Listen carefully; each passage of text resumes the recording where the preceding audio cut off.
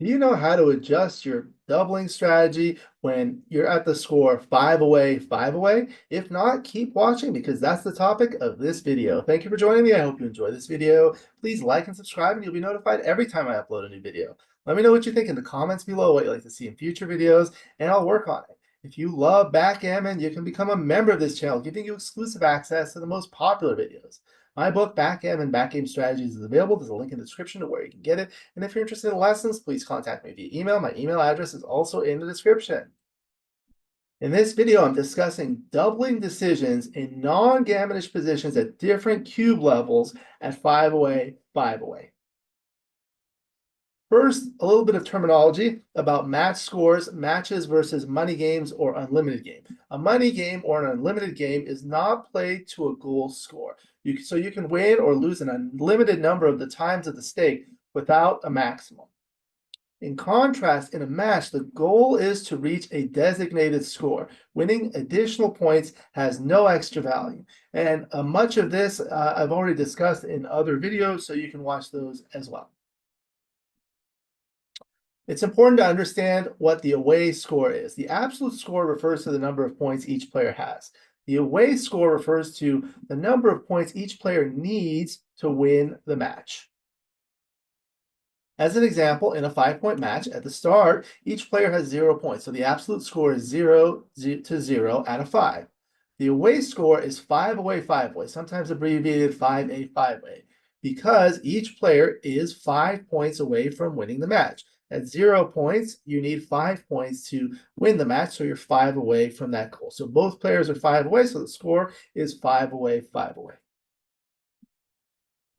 In matches, there is the Crawford rule, and that's named after John Crawford, who wrote the backgammon book with Oswald Jacoby. The Crawford rule states that when one player gets to within 1 point of winning the match, the doubling cube may not be used for one game.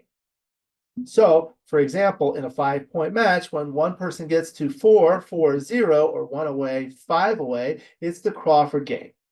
And no one can double. The trailer may not double in that game. That's called the Crawford game. If the trailer wins the Crawford game, he may double at his first opportunity the next game, which is called post-Crawford. Therefore, getting to the Crawford score is valuable because you're protected from being doubled. You can win a game by using the doubling cube or by racing and bearing off all your checkers before the opponent. When the option of winning with the doubling cube is taken away from your opponent, that's a big advantage. Now, gammons are important. At 5 away, 5 away, a single win on a 2 cube gets you to 3 away, 5 away. However, a gammon win on a 2 cube gets to the 1 away, 5 away Crawford score, which is a big game. So you must be very cautious taking a 2 cube in a gammonish position at 5 away, 5 away. This is an example of a gammonish position. I'm showing you all the positions on a beautiful FTH board. The XG board is made by Rain. He makes beautiful XG boards. There's a link in the description to where you can get them. So we're playing the yellow checkers at the bottom, the opponent, the white checkers at the top, bearing off on the right. Now this is a money game. So white opened with a 6-2, splitting, and then yellow rolled a double 5, making the 3-point and the 1-point on head, and white did not come in. And this is a double, and it's a small pass, so you can see that here. Now, let's look at the same position at 5 away, 5 away. Going back for just a moment, you can see the winning percentage is only 66%, but yellow is winning a lot of gammons, 38%. So that's very valuable. Now here at 5 away, 5 away, now it becomes a pass. It's a big pass. It's a blunder to take. It's a 101 millipoint error as opposed to just a 20 millipoint error. Why? Because all of these gammons get the opponent or get yellow to the Crawford game, which is valuable. So that's better than in a money game. Okay, so that was a gammonish position. Let's look at non-gammonish positions, which is the topic of this video. This is a non-gammonish position. It's a race. There's only contact at the midpoints. Yellow has a pip count of 100 pips, and white has 110 pips. So It's a 10 pip racing lead. This is a money game, so it's right in the middle of the doubling window. Yellow is winning 75% of the time.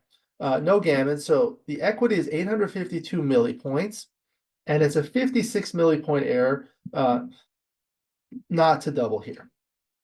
Now let's move the location of the cube. So now white owns it. It's the exact same thing, but now it's only a 38 millipoint error uh, to redouble, to not redouble. The reason is you have to be a little bit more cautious in a money game to redouble than to send initial cube. That's the topic of another video, but basically you have sole access to the cube when you own it, but when it's in the middle, the opponent still has access. So giving up sole access has some value. And if you're on a 4 cube, it doesn't matter. All the numbers are exactly the same. So the doubling decision doesn't change depending on the cube level for a money game. So in money or unlimited, the cube decision for a redouble is the same for any cube level. So it can be a 2 cube, a 4 cube, an 8 cube, whatever. It does not matter. Now we're going to see what happens in a match. So this was the same position for a money game, and we saw these numbers with a center cube. Now we'll look at it at 5 away, 5 away. Still a center cube. Now it's a small redouble, and the equity is less. Now let's move the cube to yellow side. Here, now it's the same position, but now it becomes a pass. Well, for money, we saw that it's not a big a double when you're redoubling as opposed to center doubling. But here it's different. Now let's look at the 4 cube. Now look at this. It's a borderline take. Whereas for money, it didn't matter whether the cube was on 2, 4, 8, or center cube. So there's a big difference here. So in a match, the cube decision for a redouble changes with the cube level, as well as a center double. So the question is, why is the same position a take on a center cube and a 4 cube, but a pass on a 2 cube? The answer is because the take point varies based on the cube level. So we need to understand what a dead cube take point is. The dead cube take point is the minimum winning percentage required to take a cube in a last roll position. When it's a non-last roll position, it's considered a live cube. If a taker can redouble later, and you can take a little bit with lower winning chances than the dead cube take point. But the dead cube take point is calculated by dividing risk by the sum of risk and gain. In a money game, it's always 25%. And as I mentioned, in a non-last roll position, you can take with a lower winning percentage because you may be able to redouble, unless the cube is dead. Okay? So, for example, if you take an 8 cube at 5 away, 5 away, the cube is dead. So there is no live cube take point. The live cube take point is the same as the dead cube take point because the cube is dead. Okay, in a money game or unlimited game, the dead cube take point is always 25%. In a match, it depends on the score and the cube level. So the way you calculate risk and gain is as follows. First, you determine your match winning chances. When you pass, when you take and win, and when you take and lose. So these are abbreviated match winning chances, MWC, and a subscript P for pass, TW for take and win, and TL for take and lose. So the risk is what happens between passing versus taking and losing. So how much do you lose there? And the gain is how much you gain by taking and winning as compared to passing. This is the match equity table. So I've discussed this in many other videos, so I'll go through it briefly. This shows your winning percentage at any score in a 5-point match. Your score is listed on the left, and these are all away scores: 5 away, 4 away, 3 away, 2 away, 1 away Crawford, and 1 away post Crawford. The opponent's score is always at the top. Again, the away score: 5 away, 4 away, 3 away, 2 away, 1 away Crawford, and 1 away post Crawford. So in the game that we're discussing, it's 5 away, 5 away. So your score is 5 away, which corresponds to this row. And the opponent's score is 5 away also, which corresponds to this column. And that's this cell. So 5 away, 5 away, your winning chance is 50%. That's always the case at a tie score, assuming equal playing levels by both sides. Okay, now if you win a point, you get to 4 away, 5 away, which is here at 58%. If you win 2 points, you're at 3 away, 5 away for 65%, and so forth. So this is the way you calculate the dead cube take point. So first we're talking about a 2 cube. So the cube is in the center and you're taking a 2 cube. So we calculate the risk and we calculate the gain. So you start here at 5 away, 5 away. Okay, if you pass, you're going to be at 5 away, the opponent at 4 away, so you're going to be at 42%. So that's what you're going to look at. If you double and win a single game, you're going to be at 3 away, the opponent at 5 away for this cell highlighted in green, and you're going to have a 65% chance of winning the match. So the difference between 65 and 42 is your gain, which is at the top. 65 minus 42 is 23. That's your gain. Now, the risk is what happens when you take but lose. So if you take and lose a single game, you're going to be at 5 away, the opponent will be at 3 away, so you'll be here for 35% match winning chances. So the risk is the difference of these two, which is in the lower left in red, 42 minus 35, and that equals 7. So the take point is risk divided by the sum of risk and gain. So the risk is 7, it's here. The sum of risk and gain is 7 plus 23, which is here, and this comes out to 23%. Now, it's important to understand that these are all rounded to the nearest whole number, but when you don't round them, the precise value is 23%. So the take point on a 2 cube at 5 away, 5 away, on a center cube, taking a 2 cube is 23%, the dead cube take point. So that's lower than money. Now, let's look at it on a 4 cube. So you're doubling from 2 to 4, taking a 2 cube. So here's what happens. You start at the same place. If you pass the 4 cube, you're going to lose 2 points to be at 5 away, 3 away for 35%. If you take and win, you're going to win 4 points to get to the 1 away, 5 away Crawford score for 84% match winning chances. So your gain is the difference of this. 84 minus 35 is 49. That's a lot. If you take and lose, you're going to be at the Crawford game 5 away, 1 away, trailing for 16%. So your risk is the difference between 35 and 16, and here that's shown as 19. So the take point again is the same. 19 divided by 19 plus 49 is calculated the same, and here comes out to 28%. So now the take point is higher if you're taking a 4 cube. So this is a take point on a cube going from 2 to 4. So now you have to be, that means you have to be more cautious when you take. Now let's look at it on an 8 cube. So the 8 cube will decide the match. So you're going to start again here. If you pass, you're going to be at 5 away, 1 away Crawford for 16%. If you take and win, you're going to win the match for 100%, which is not shown here.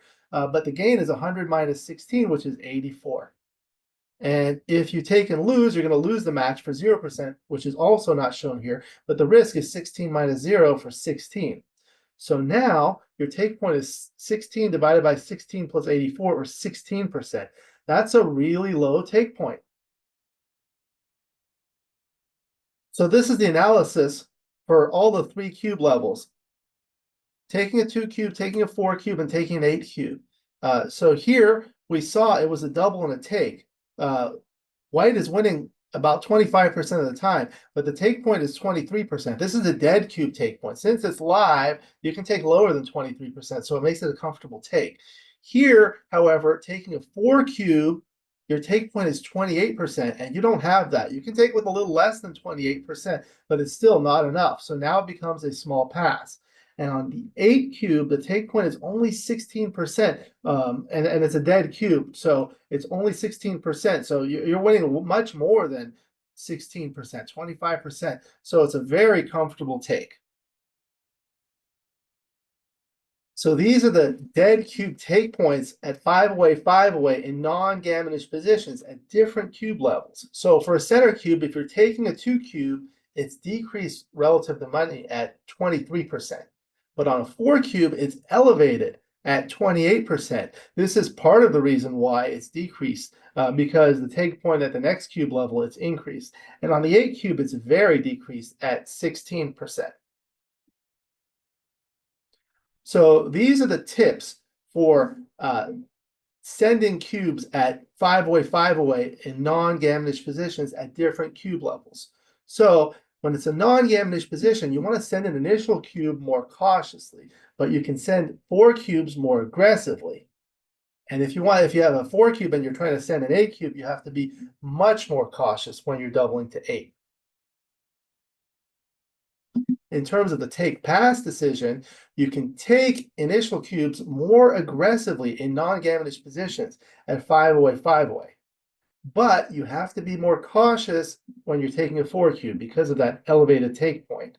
On an 8 cube, you can take much more aggressively because of the very diminished take point. So that was a discussion of take points at 5 away, 5 away in non-gammonish positions at different cube levels. Thank you for joining me. I hope you enjoyed this video. Please like and subscribe, and you'll be notified every time I upload a new video. Let me know what you think in the comments below, what you'd like to see in future videos, and I'll work on it. If you love backgammon, you can become a member of this channel, giving you exclusive access to the most popular videos. Again, my book, Backgammon, Backgame Strategies, is available. There's a link in the description to where you can get it. And if you're interested in lessons, please contact me via email. My email address is also in the description.